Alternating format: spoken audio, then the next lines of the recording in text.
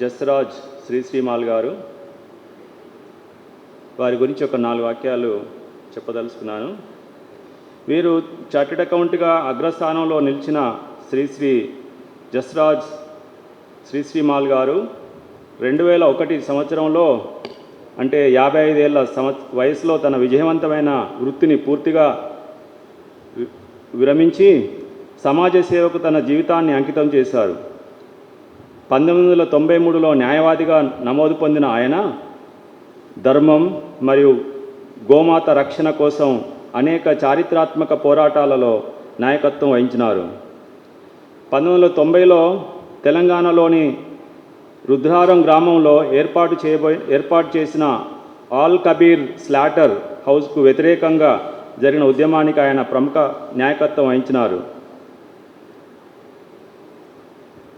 చారిత్రాత్మకమైనటువంటి supreme court కేసులో కీలక పాత్ర పోషించి గోవు మరియు దాని సంతతి వధను పూర్తిగా నిషేధించే గుజరాత్ ప్రభుత్వ చట్టానికి 2005లో సుప్రీంకోర్టు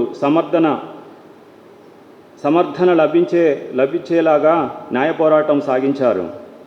గోమాత పరిరక్షణ కేవలం భావోద్వేదమే కాక రాజ్యాంగబద్ధమైన ధర్మంగా భావించి సమాజానికి దిశానిర్దేశం చేసిన మహనీయుడు శ్రీ జస్రాజ్ శ్రీశ్రీమాల్ గారిని మనం అభినందిద్దాం.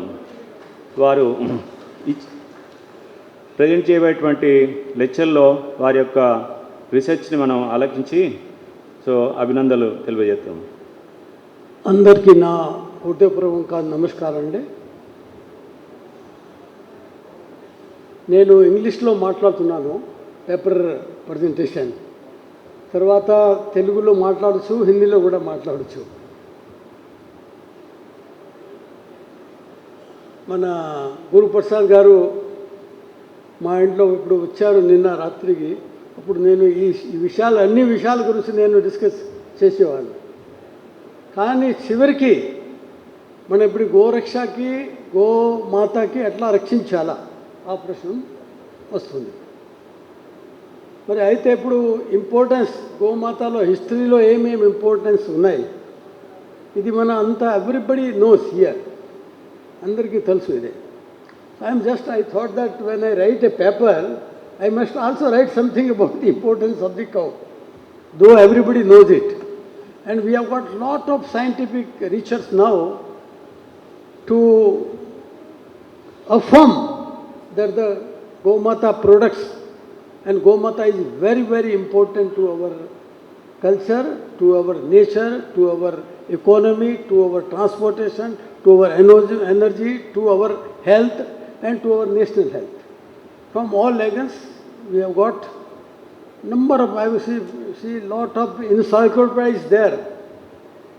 Since in 35 years I am in this field, so all aspects we have seen that's of the Gomata. So I am just reading the paper. Then in conclusion I will speak some 2-5 words and I will finish my talk. The economy of the country, that is Bharat, is predominantly based on agriculture.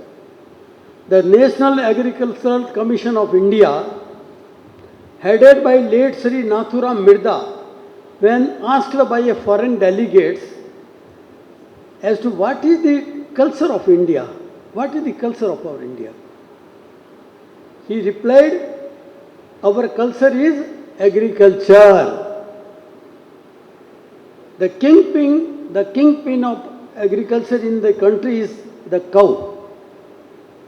The cow is treated in India as the most sacred and sanctified.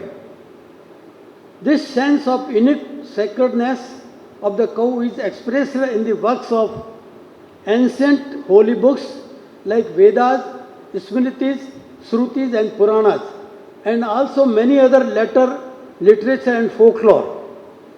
Not only this, our ancient culture treats all the animals as having a soul in the same manner as human beings have souls.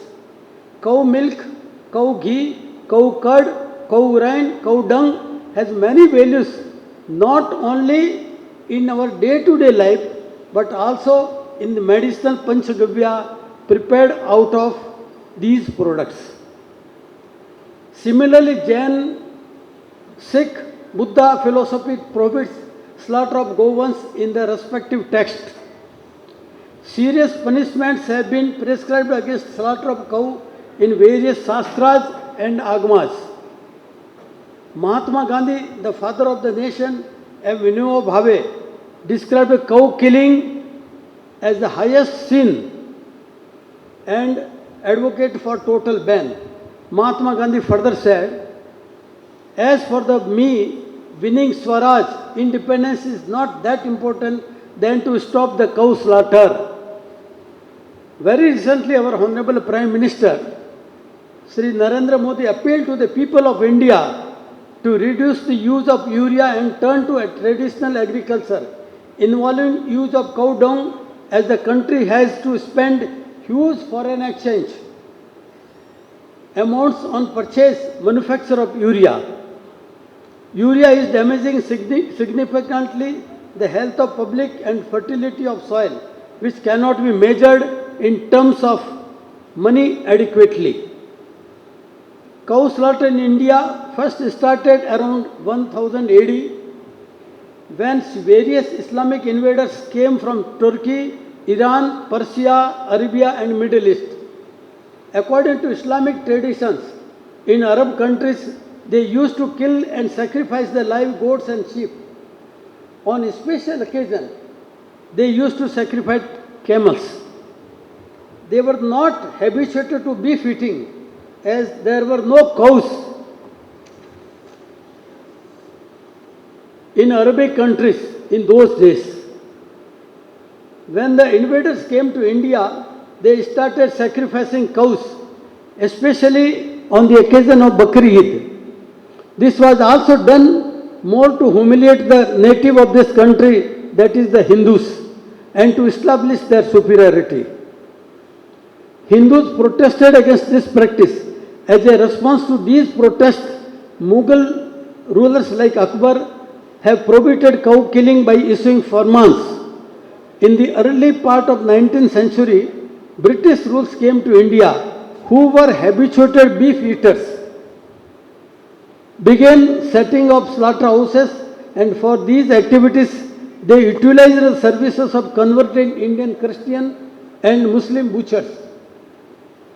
Many authorized and unauthorized slaughterhouses were started after independence.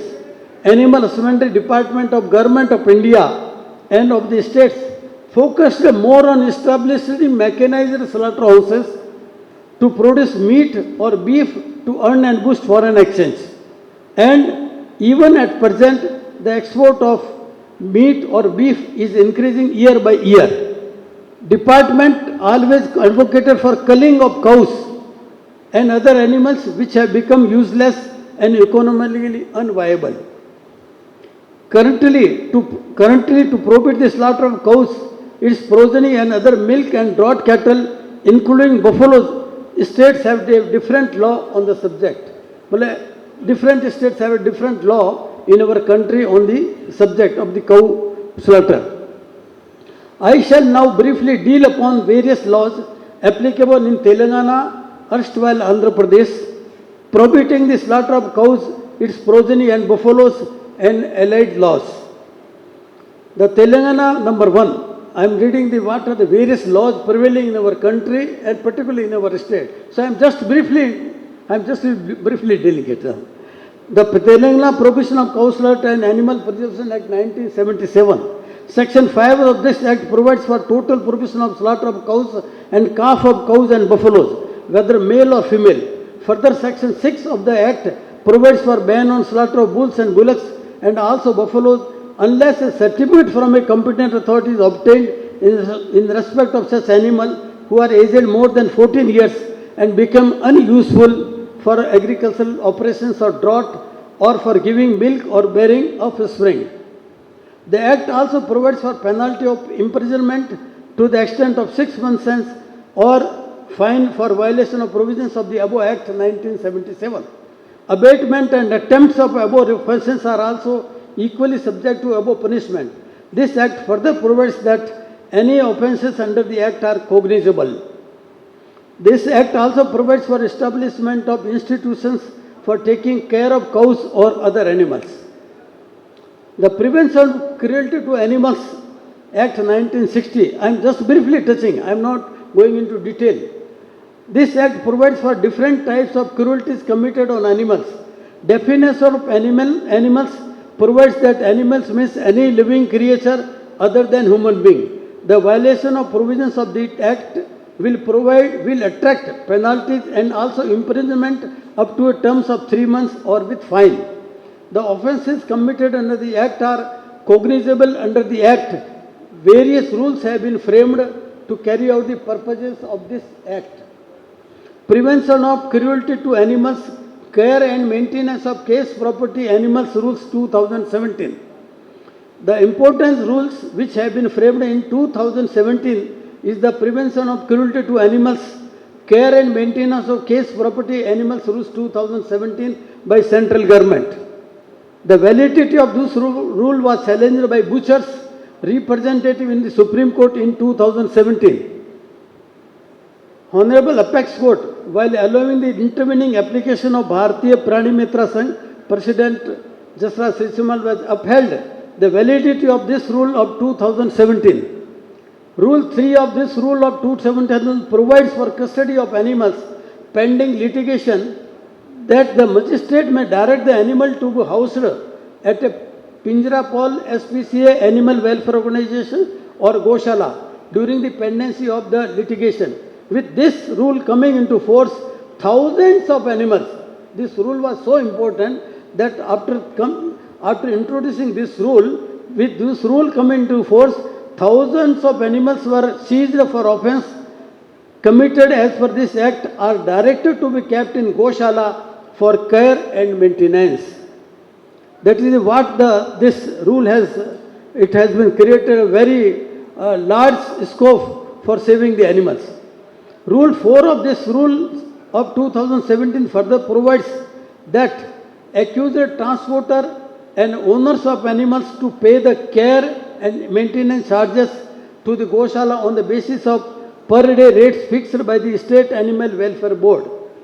It further provides that if the accuser and the owner do not execute the bond for the cost incurred within 3 days, the animals are liable to be forfeited to Goshala. Indian Penal Code, that's a very important, that's second. The Indian Penal Code 1860, now it is replaced by Bharatiya Nyaya Sanhita 2023. In short, it is called as BNS. Section 35 of the BNS provides that whoever commits mischief by killing, poisoning, maiming or rendering useless any animal shall be punished with imprisonment of up to 5 years or with fine or with both. So, even if the Kerala or West Bengal or any other eastern states, this provision is applicable everywhere in the entire country where there is no provision of Cow Slaughter Act is there. So, we can take the benefit of this Indian Penal Code or say BNS now. The Telangana, next, the Telangana Animals and Bird Sacrifices Prohibition Act 1950. The Act provides for provision of sacrifice of any animal including cow, progeny or buffaloes in place of public religious worship and its principles, and also punishment up to 3 months and fine. Because in some of the southern states, even the cows were sacrificed. They were near the temple or some of the preaching. So this provision is very important. This law is very, very important.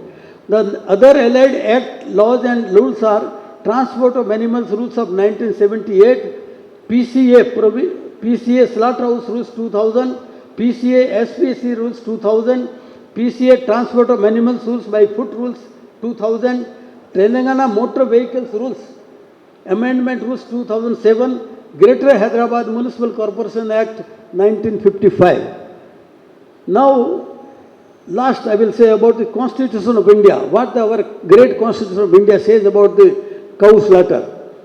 Directive Principles of State Policy, Organization of Agriculture and Animal Husbandry. Article 48 of the Constitution of India directs that the state shall endeavor to organize agriculture and animal husbandry on modern and scientific lines, and shall in particular take steps for preserving and improving the breeds and prohibiting the slaughter of cows and calves and other males and draught cattle. Protection and improvement of environment and safeguarding of forest and wildlife. Article 48 of the Constitution of India directs that the state shall endeavor to protect and improve the environment and to safeguard the forest and wildlife of the country. Fundamental duties.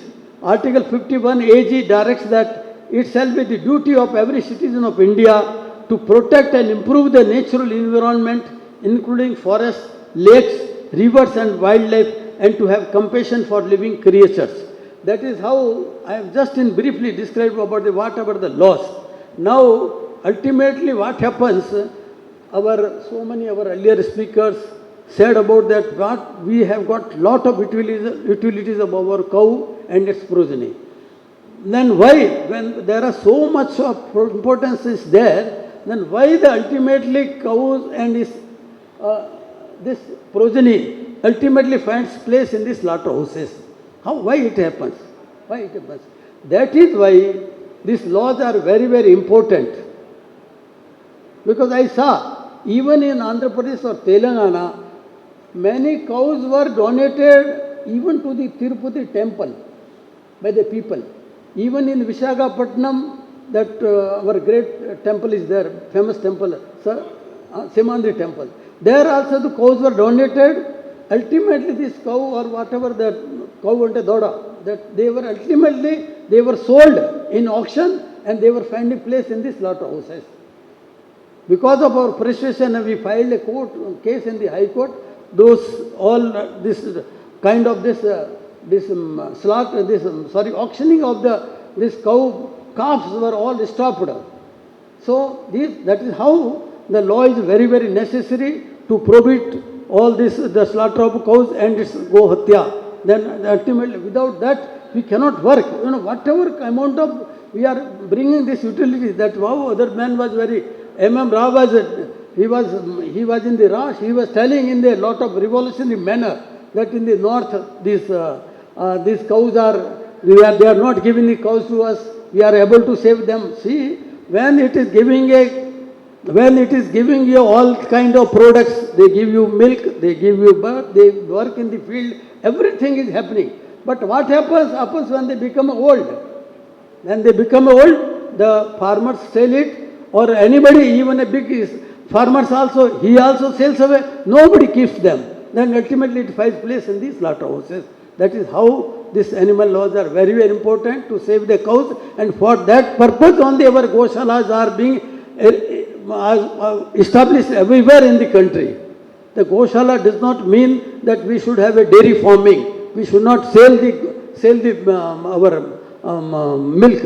Our goshalas, mostly in our North India, most of the goshalas, they are only maintaining the cows in their last age of their life, and whenever they become